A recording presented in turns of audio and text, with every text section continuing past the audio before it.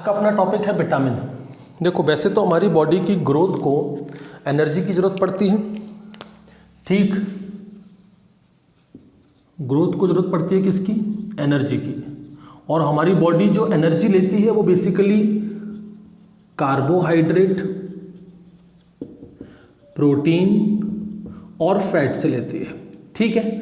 लेकिन इन तीनों के अलावा भी कुछ केमिकल कंपाउंड की ज़रूरत होती है और वे केमिकल कंपाउंड बहुत कम मात्रा में चाहिए, स्मॉल क्वांटिटी में ज़रूरत पड़ती है। वे केमिकल कंपाउंड इस ग्रोथ को मेंटेन करते हैं, ठीक है। इसके अलावा बहुत सारे बायोलॉजिकल एक्टिविटीज़ भी कंट्रोल करते हैं, ठीक है। उन केमिकल कंपाउंड को ही विटामिन्स कहा जाता है, ठीक। ये जो विटामिन्स होते हैं इनकी कमी बहुत ही माइन्यूट क्वांटिटी में या फिर कहो बहुत ही स्मॉल क्वांटिटी में ज़रूरत पड़ती है इनकी, ठीक है भाई। ये जो विटामिन्स होते हैं ये कभी भी एनर्जी प्रोड्यूस नहीं करते। एनर्जी प्रोडक्शन का काम होता है कार्बोहाइड्रेट, फैट और प्रोटीन का, ठीक है। मेन हमारी बॉडी की जो ग्रोथ होती है वो इन तीनों से ही होती है। लेकिन इन तीनों के अलावा हमारी बॉडी की ग्रोथ को मेंटेन करने के लिए हमारी बॉडी में बहुत सारी बायोलॉजिकल एक्टिविटीज़ हैं, उनको परफॉर्म करने के लिए कुछ केमिकल कंपाउंड की ज़रूरत पड़ती है, बहुत स्मॉल क्वांटिटी में ज़रूरत पड़ती है। उन्हीं केमिकल कंपाउंड को विटामिन्स कहा जाता है, ठीक है भाई। एक क्वेश्चन पूछा जाता है कि विटामिन किसने डिस्कवर किया? तो यहाँ पर वैज्ञानिक है कैसिमिर फंक, शॉर्ट में लिख दो सी फंक, ठीक है। इन्होंने विटामिन्स को डिस्कवर किया था 1912 में, ठीक। तो ये बात हो गई किसकी? डिस्कवरी की। एक क्वेश्चन पूछा जाता है कि ये जो विटामिन शब्द है ये किसने दिया? ये जो विटामिन टर्म है ये भी आपका दिया था कैसिमिर फंक ने, यानी कि विटामिन की डिस्कवरी और विटामिन शब्द ये दोनों ही कैसिमिर फंक ने दिया है। कई जगह पर आपको लूनिन का नाम भी मिल जाएगा, कई जगह पर मिलता है कि लूनिन ने विटामिन की डिस्कवरी की है, ठीक है। तो आपको कंफ्यूज नहीं होना है, आपको सिंपल सा आंसर देना है उसका कैसिमिर फंक। विटामिन की डिस्कवरी कैसिमिर फंक ने ही की थी। क्रेडिट जो है विटामिन की डिस्कवरी का वो कैसिमिर फंक को ही जाता है और विटामिन शब्द भी कैसिमिर फंक ने ही दिया था, ठीक है। कई जगह पर आपको मिलेगा हॉपकिन कि हॉपकिन ने भी विटामिन की डिस्कवरी की है, बिल्कुल की है, लेकिन विटामिन ए की डिस्कवरी की है हॉपकिन ने और ये भी 1912 में ही की थी और इसके लिए हॉपकिंस को नोबेल प्राइज़ भी मिल चुका है 1929 में, ठीक है भाई। तो ये तो अभी अपन पढ़ेंगे फिर से, अभी सिर्फ इस पर ध्यान दो फंक पर। वैज्ञानिक के ऊपर अगर कभी क्वेश्चन आता है तो वो ऑलमोस्ट फंक के ऊपर ही आता है कि विटामिन शब्द किसने दिया? फंक ने दिया। विटामिन की डिस्कवरी किसने की? फंक ने की, ठीक है। अब देखो विटामिन दो प्रकार के होते हैं, कौन कौन से? कुछ विटामिन ऐसे होते हैं जो कि पानी में घुल जाते हैं यानी कि वाटर सॉल्युबल होते हैं, और कुछ विटामिन, चलो मिटा ही देते हैं इसको भी, और कुछ विटामिन ऐसे होते हैं जो फैट में सॉल्युबल होते हैं, जो पानी में सॉल्युबल नहीं होते। यानी दो प्रकार के विटामिन हो गए। एक होते हैं वाटर सॉल्युबल विटामिन। अब देखो जो विटामिन वाटर सॉल्युबल है मतलब पानी में घुल सकते हैं, वे विटामिन्स बॉडी में कभी भी स्टोर नहीं होते। हमारी बॉडी में ये विटामिन कभी भी स्टोर नहीं होते। जैसे कि कौन कौन से? Vitamin B group. Vitamin B group मैंने इसलिए कहा क्योंकि इसमें अपन को भी 4 विटामिन और पढ़ने हैं विटामिन बी में ही। Vitamin B1, vitamin B2, vitamin B6 और विटामिन B12, इसको कंबाइंडली कहते हैं विटामिन बी ग्रुप, ठीक है। इसके अलावा है विटामिन सी। ये दो जो है आपके वाटर सॉल्युबल हैं। ये दोनों कैसे हैं आपके? Water soluble. याद रखना यहीं से क्वेश्चन सबसे ज़्यादा आते हैं कि कौन सा वाटर सॉल्युबल है और कौन सा फैट सॉल्युबल है। तो वाटर सॉल्युबल विटामिन है विटामिन बी ग्रुप और विटामिन सी। ये जो दोनों विटामिन हैं ये कभी भी बॉडी में स्टोर नहीं होते, not store in our body. याद रखना, क्योंकि ये वाटर सॉल्युबल होते हैं। हम चाहे कितना भी इसका कंजप्शन कर लें, हम बहुत सारा विटामिन भी अगर कंज्यूम कर लें तो जितना हमारी बॉडी को रिक्वायरमेंट है उतना ही वो उसमें से एब्जॉर्ब करेगा। बाकी का सारा विटामिन पानी के साथ घुलकर यूरिन में बाहर निकल जाएगा, मतलब हमारी बॉडी में स्टोर नहीं होगा, मतलब कि इसकी हमें रेगुलर सप्लाई की ज़रूरत पड़ती है क्योंकि ये हमारी बॉडी में स्टोर नहीं होते। इसलिए विटामिन सी और विटामिन बी कॉम्प्लेक्स के जितने भी विटामिन हैं वो हमें रोज़ लेने पड़ेंगे, रोज़ उन्हें हमें अपनी डाइट में शामिल करना पड़ेगा क्योंकि ये स्टोर ही नहीं होते हमारी बॉडी में। ठीक है, दूसरे होते हैं आपके fat soluble vitamin. Fat soluble vitamin मतलब जो फैट में सॉल्युबल हो सके। ये जो फैट सॉल्युबल विटामिन है इसमें कौन कौन से आते हैं? विटामिन ए, विटामिन के, विटामिन ई और विटामिन डी। ठीक है, ये विटामिन आप लोग याद रखना कौन कौन से, विटामिन ए, विटामिन के, विटामिन ई और विटामिन डी। ठीक है, सीक्वेंस में याद करो, एक से करते हैं। विटामिन ए के बाद क्या आएगा? डी, ई के बाद आएगा ई और आखिर में आता है कि, ऐसे याद करो, विटामिन ए, डी, ई, के। ठीक है, बीच के जो दो शब्द है विटामिन बी और सी वो आ जाते हैं वाटर सॉल्युबल। तो ये जो फैट सॉल्युबल विटामिन है ये स्टोर होते हैं हमारी बॉडी के अंदर एडिपोज टिश्यू के अंदर। एडिपोज टिश्यू क्या है? एडिपोज टिश्यू मतलब जो फैट टिश्यू होता है हमारी बॉडी में उसमें जाके जो स्टोर होते हैं, इसीलिए इनको फैट सॉल्युबल विटामिन कहा जाता है। मतलब इनकी हमें रेगुलर ज़रूरत नहीं पड़ती। एक बार अगर हमने हैवी क्वांटिटी में, हाई क्वांटिटी में ये विटामिन ए, डी और के कंज्यूम कर लिया तो वो काफ़ी लंबे समय तक हमारी बॉडी में स्टोर रहते हैं, बार बार उनकी कंजप्शन की ज़रूरत नहीं पड़ती। ठीक है भाई, आ गई बात समझ में। अब आ जाओ, सबसे पहले पढ़ते हैं अपन वाटर सॉल्युबल विटामिन की। ठीक, वाटर सॉल्युबल विटामिन में भी अपन सबसे पहले बात करेंगे विटामिन बी ग्रुप की। विटामिन बी ग्रुप, और विटामिन बी ग्रुप में सबसे पहला विटामिन हम पढ़ेंगे विटामिन बी1। विटामिन बी1, देखो यहां पर किन किन बातों का आपको याद रखना है, कौन कौन से क्वेश्चन सबसे ज़्यादा पूछे जाते हैं।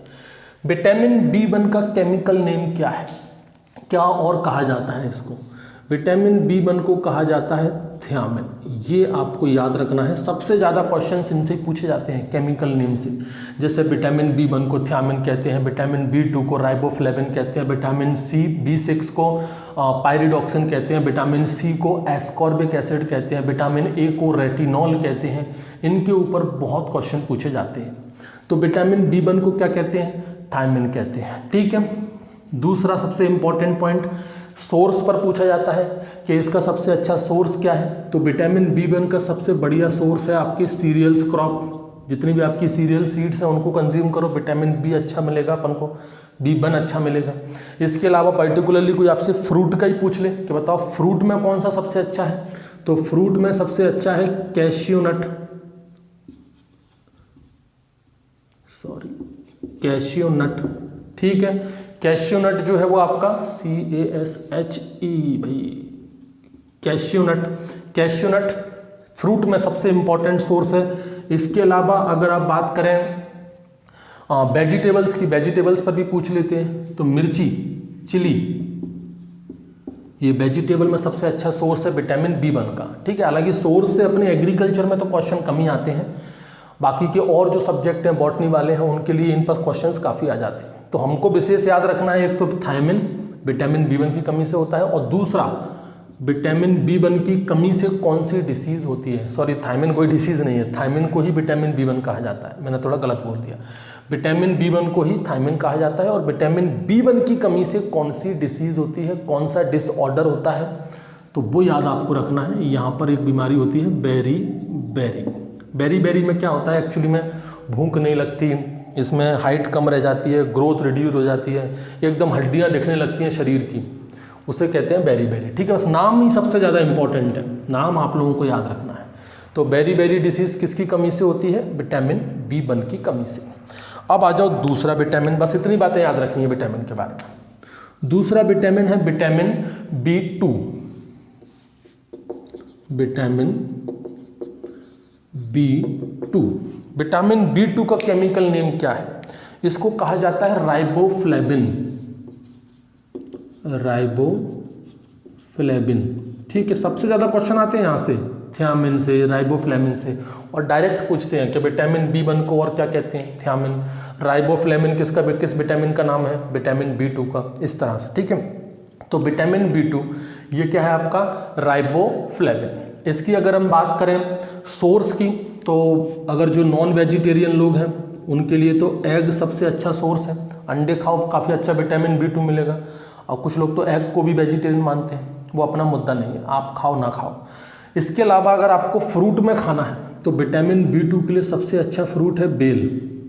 बेल देखा है ना आपने, बेल पत्र जो होते हैं उसमें जो फल लगता है बेल, उसमें सबसे ज़्यादा रिचेस्ट सोर्स है ये फ्रूट में, कौन सा, विटामिन B2 का। इसके अलावा वेजिटेबल में बात करें तो आप फेन्यूग्रीक खा सकते हो,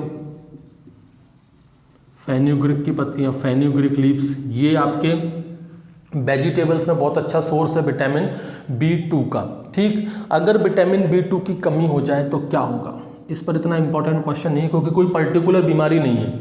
विटामिन B2 की कमी से बेसिकली जो स्किन है वो बर्निंग जैसी नज़र आती है, जली हुई स्किन टाइप की नज़र आती है, ठीक है।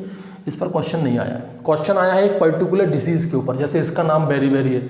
अब यहाँ पर कोई पर्टिकुलर डिसीज़ का नाम तो है नहीं, यहाँ पर बेसिकली जो स्किन होती है वो ऐसा लगता है जैसे जल गई हो विटामिन B2 की कमी से, ठीक। लेकिन ये इंपॉर्टेंट है, बेल और फेन्यूग्रीक लीव्स और राइबोफ्लेविन विटामिन B2 को कहा जाता है। तीसरा विटामिन देखो भाई, तीसरा विटामिन है विटामिन B6। विटामिन B6, वही चीज विटामिन B6 का केमिकल नेम क्या है, विटामिन B6 को कहा जाता है पायरिडॉक्सिन। ये सबसे इंपॉर्टेंट है, मैं फिर बोल रहा हूँ, ये तो आपको याद करने ही करने हैं। तो विटामिन B6 को पायरिडॉक्सिन कहा जाता है, ठीक है। नॉन वेजिटेरियन वालों के लिए सबसे अच्छा सोर्स है फिश, मछली खाओ। बाकी के वेजिटेरियन है तो वो ग्रीन वेजिटेबल्स खाओ, ग्रीन लीफ वेजिटेबल्स, उनमें भी काफ़ी अच्छा विटामिन B6 मिल जाता है, ठीक है। अब यहाँ पर जो विटामिन B6 है इसकी कमी से एक बीमारी होती है, उस पर भी कोई ऐसा क्वेश्चन नहीं आया है, कंजक्टिवाइटिस। नाम आप लोगों ने सुना हो, आँखों में जब कीचड़ आना शुरू हो जाता है, आँखें आ जाती हैं, उसको कहते हैं कंजक्टिवाइटिस। क्वेश्चन तो नहीं आया, क्वेश्चन इस पर बहुत आया है, ये आप लोगों को याद रखना है, वेरी वेरी, ठीक है। और भी कुछ बीमारी आएंगी उसके बताऊंगा। इन तीनों में अभी तक सबसे इंपॉर्टेंट बीमारी है वेरी वेरी, ठीक। अब आ जाओ, एक और है आपका, ये तो हो गया विटामिन B6। अब आ जाओ विटामिन B12। विटामिन B12 ये है मोस्ट इंपॉर्टेंट। इन सभी में अगर बात करूं तो मोस्ट इंपॉर्टेंट एक विटामिन B1 हो गया, उसके बाद अगर कोई मोस्ट इंपॉर्टेंट है तो विटामिन B12 है। विटामिन B12 को पहले तो क्या कहा जाता है, इसका केमिकल नेम है कोबालेमिन। क्या है इसका केमिकल नेम, कोबालेमिन। यहाँ से एक क्वेश्चन अनुमान हमेशा पूछा जाता है, और पूछा जाता है कि वो कौन सा विटामिन है जिसके अंदर कोबाल्ट एलिमेंट होता है, cobalt element, cobalt containing vitamin, ऐसे पूछ लेते हैं। तो वो है विटामिन B12। ये इकलौता ऐसा एलिमेंट है जिसके अंदर कोबाल्ट पाया जाता है, मतलब ये कोबाल्ट कंटेनिंग विटामिन है। इस पर बहुत क्वेश्चन आता है, ठीक है। ये जो विटामिन B12 है इसकी ज़रूरत पड़ती है अपन को RBC के डेवलपमेंट में। किसमें, RBC के डेवलपमेंट में, RBC बनाने में हेल्पफुल रहता है विटामिन B12। इसलिए अगर विटामिन B12 की कमी हो जाए तो RBC नहीं बनेगा, RBC नहीं बनेगा तो वहाँ पर बीमारी हो जाएगी एनीमिया, ठीक है। ये आप लोग याद रखना, ठीक है। विटामिन B12 की अगर उसकी सोर्स की बात करें कि भाई अपन को इसका अच्छा सोर्स कहाँ पर है, तो आपका फिश ऑयल हम लोग यहाँ पर खा सकते हैं। इसके अलावा खून बढ़ाने की वाली जितनी भी अपने फ्रूट्स हैं, वेजिटेबल्स हैं, ऐसा कोई पर्टिकुलर सोर्स तो इसका नहीं कि भाई विटामिन B12 इसी चीज़ से हमको मिल सकता है, ठीक है। ओवरऑल जो आपका डेवलपमेंट है उन सब में अपन को जो भी आपका फ्रूट हो गए, वेजिटेबल्स हो गए, सीरियल्स क्रॉप हो गए, उन सब के अंदर थोड़ी बहुत क्वांटिटी में विटामिन B12 मिल जाता है, लेकिन पर्टिकुलर कोई रिच सोर्स इसका नहीं है, ठीक। बस यहाँ पर आपको याद वही रखना है, मैंने अभी फिर से कहा था कि सोर्स के ऊपर क्वेश्चन कमी आते हैं एग्रीकल्चर में। सबसे ज़्यादा क्वेश्चन एग्रीकल्चर में पूछे जाते हैं इनके केमिकल नेम से, कौन सा किसका है, और अगर सोर्स में भी पूछेगा तो फिर इनके पूछते हैं, कैश्यूनट, चिली, बेल, फेन्यूग्रीक्स, ग्रीन लीफ वेजिटेबल, इनके ऊपर। हाँ, ये तो हो गया अपने कौन से 4 विटामिन B ग्रुप के। अब आ जाओ अपना विटामिन C। Vitamin C. ठीक, विटामिन सी तो एक ही है। क्या क्या है विटामिन सी? सबसे पहले तो इसका केमिकल नेम क्या है? विटामिन सी को हम एस्कॉर्बिक एसिड भी कहते हैं। मोस्ट इंपॉर्टेंट, सबसे ज़्यादा क्वेश्चन आया है यहाँ पर विटामिन सी से, क्या एस्कॉर्बिक एसिड किसे कहा जाता है? विटामिन सी को। इसकी अगर सोर्स की बात करें तो इसका जो रिचेस्ट सोर्स है ना वो है सिट्रस फ्रूट। जितने भी सिट्रस फ्रूट है ना, जैसे नींबू वर्गीय जितने भी है ना, वे सब सिट्रस में आते हैं। सबके अंदर सबसे ज़्यादा विटामिन सी पाया जाता है। और उसमें भी अगर डिटेल में पूछ ले कि कौन सा सिट्रस फ्रूट, तो यहाँ पर आपको याद रखना है बारबाडोस चेरी। बारबाडोस चेरी, इस बारबाडोस चेरी में सबसे ज़्यादा सिट्रस फ्रूट पाया जाता है। क्वांटिटी भी अगर आपसे पूछना हो तो वो क्वांटिटी भी आप बता सकते हो। क्वांटिटी यहाँ पर होती है 2000 मिलीग्राम पर 100 ग्राम ऑफ बारबाडोस चेरी। मतलब 100 ग्राम बारबाडोस चेरी में 2000 मिलीग्राम विटामिन सी होता है। इतना ज़्यादा, सोचो। ठीक, बाकी का और उसमें वेजिटेबल्स में बात करें, ये तो फ्रूट हो गया। वेजिटेबल्स में बात करें तो बथुआ। वेजिटेबल में अगर हम बात करें तो आप no no no no sorry, बथुआ तो विटामिन ए का है। Coriander, coriander leaves. ठीक है, ये वेजिटेबल की बात हो गई।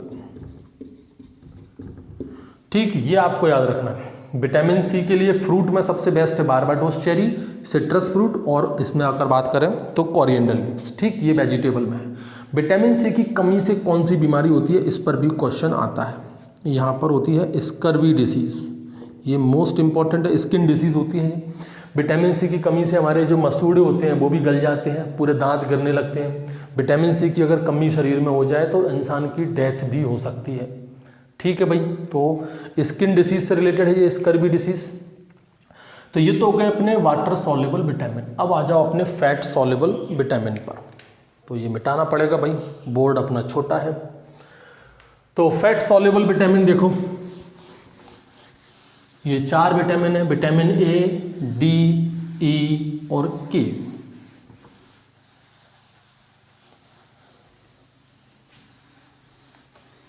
देखो भाई, फैट सॉल्युबल विटामिन,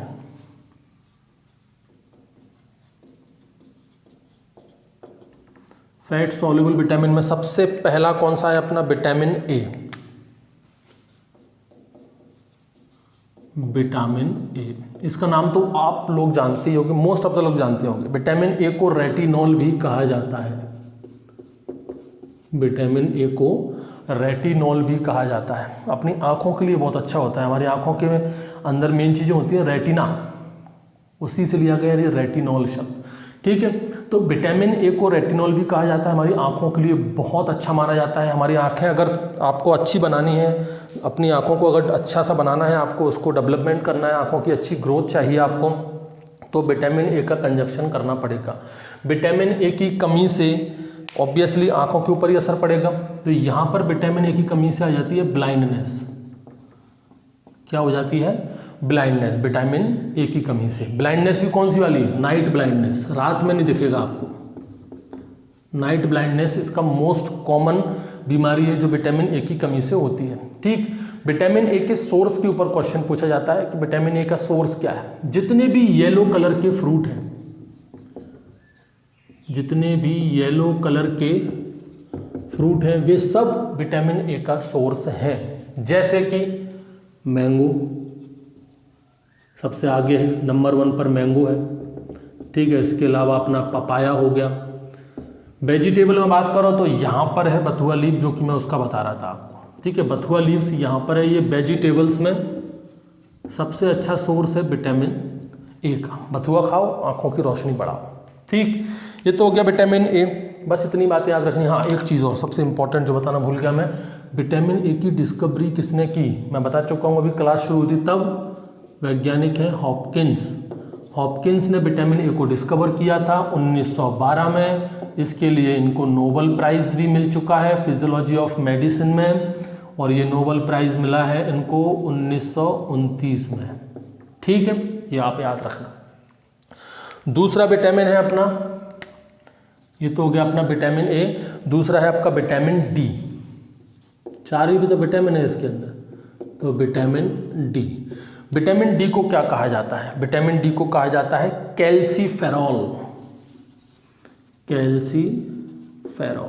अब देखो, विटामिन डी को हम ऊपर से भी खा सकते हैं, अलग से भी ले सकते हैं, और इसके अलावा विटामिन डी नेचुरली भी हमारी बॉडी के अंदर बनता है। नेचुरली हमारी बॉडी में कैसे बनता है विटामिन सी? एक मिनट, क्या हो जाता है सब बार बार? चलो ठीक है, देखो हमारी बॉडी के अंदर विटामिन सी जो है वो नेचुरली कैसे बनता है।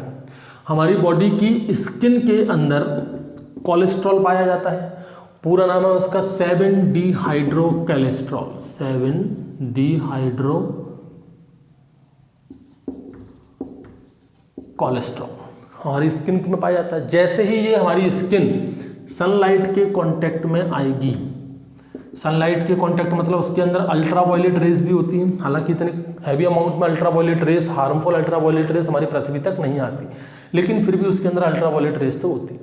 तो जब ये अल्ट्रावायलेट रेज इस 7-डीहाइड्रोकोलेस्ट्रॉल पर पड़ेगी, ये डीहाइड्रोकोलेस्ट्रॉल कन्वर्ट हो जाएगा विटामिन डी के अंदर, जिसको बोलते हैं हम कैल्सीफेरॉल। ये vitamin D calcium binding protein बनाता है, मोस्ट इंपॉर्टेंट, क्या लिख दिया ये, कैल्शियम बाइंडिंग प्रोटीन। क्या बनाता है ये? Calcium binding protein. मतलब अगर हम कैल्शियम ले भी रहे हैं, अगर हम लोग कैल्शियम का कंजप्शन कर रहे हैं और अगर विटामिन डी की कमी नहीं है हमारी बॉडी के अंदर, तो वो कैल्शियम का एब्जॉर्प्शन नहीं होगा।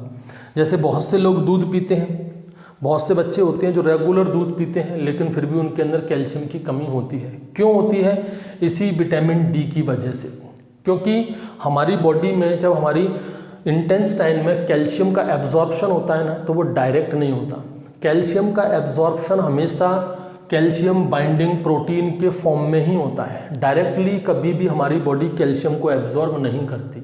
जब तक वो कैल्शियम बाइंडिंग प्रोटीन नहीं बनाएगा तब तक कैल्शियम एब्जॉर्ब नहीं होगा, और कैल्शियम बाइंडिंग प्रोटीन बनाने के लिए ज़रूरत पड़ती है विटामिन डी की। तो ये कह सकते हैं कि अपन विटामिन डी और कैल्शियम दोनों एक दूसरे के बिना किसी काम के नहीं हैं। कैल्शियम ना हो तो विटामिन किसी मतलब का नहीं, विटामिन डी ना हो तो कैल्शियम किसी मतलब का नहीं। इसलिए कैल्शियम के एब्जॉर्प्शन के लिए विटामिन डी का होना बहुत ज़रूरी है। भैया जितने भी जो मिल्क प्रोडक्ट आते हैं बच्चों के खाने के लिए, चाहे वो बॉर्नवीटा हुआ, हॉर्लिक्स हुआ, मैं प्रचार प्रसार नहीं कर रहा हूँ, ठीक है, तो जितने भी जो बच्चों के पाउडर वाले चीज़ें आती हैं, दूध में मिला के खाने वाली चीज़ें जो आती हैं, उसमें क्या होता है? उसमें बेसिकली विटामिन डी भी रहता है। तो विटामिन डी उस मिल्क में मिल जाता है। तो विटामिन डी और कैल्शियम दोनों को हम एक साथ कंज्यूम करते हैं और हमारी बॉडी के अंदर आसानी से कैल्शियम बाइंडिंग प्रोटीन बन जाता है, और वो कैल्शियम बाइंडिंग प्रोटीन ही हमारी बॉडी एब्जॉर्ब करती है, तभी हमारी बॉडी को कैल्शियम मिल पाता है। तो अगर बताओ विटामिन डी की कमी हो जाए तो क्या होगा? विटामिन डी की अगर कमी हो जाए तो कैल्शियम बाइंडिंग प्रोटीन नहीं बनेगा, मतलब कैल्शियम भी एब्जॉर्ब नहीं होगा। मतलब यहाँ पर कैल्शियम एब्जॉर्ब नहीं होगा तो क्या होगा? डिसीज़ हो जाएगी ऑस्टियोमेलेशिया, ऑस्टियोमेलेशिया में। और बच्चों के अंदर इसी डिसीज़ को बोलते हैं रिकेट्स। इसमें क्या होती हैं? सॉफ्ट बोन, हड्डियाँ इतनी कमज़ोर हो जाती हैं कि आप चाहो तो उनको ऐसे तोड़ सकते हो, बहुत कमज़ोर हड्डियाँ हो जाती हैं, उसको बोलते हैं ऑस्टियोमेलेशिया। और बच्चों में बोलते हैं, स्पेशली इस बीमारी को बच्चों के अंदर क्या बोलते हैं? ठीक है, रिकेट्स, सॉफ्ट बोन्स इसके अंदर हो जाती है। ये बात आपको याद रखनी है। विटामिन डी का एक्सटर्नल सोर्स वैसे तो हमारी बॉडी में बन जाता है, इसलिए तो कहते हैं धूप लेनी चाहिए। धूप लोगे तो आपके बॉडी के अंदर विटामिन डी ऑटोमेटिकली बनता रहेगा। लेकिन फिर भी अलग से लेना हो विटामिन डी तो इसके लिए फ़िश ऑयल सबसे बेस्ट माना जाता है, या सिर्फ फिश खाओ। यहाँ पर मछली सबसे बेस्ट सोर्स है विटामिन डी का। इसके अलावा जो डेयरी प्रोडक्ट है वो भी आप ले सकते हो। ठीक है, ये तो हो गया विटामिन डी। अब आ जाओ, तीसरा है अपना विटामिन ई। विटामिन ई क्या है? विटामिन ई को कहा जाता है टोकोफेरॉल। क्या कहा जाता है विटामिन ई को? टोकोफेरॉल। ठीक है, विटामिन ई को एंटी स्टेरिलिटी हार्मोन भी कहते हैं। एंटी स्टेरिलिटी हार्मोन नहीं, सॉरी, एंटी स्टेरिलिटी विटामिन भी कहा जाता है, हार्मोन नहीं, विटामिन की बात कर रहे हैं अपन। तो विटामिन ई को एंटी स्टेरिलिटी विटामिन भी कहा जाता है। ये जो विटामिन ई है ना, ये क्या करता है? इसका मेन जो काम है वो है हमारी बॉडी के डैमेज्ड सेल को बचाना। जो फ्री रेडिकल्स होते हैं, ये फ्री रेडिकल्स हमारी बॉडी के सेल को डैमेज करते हैं।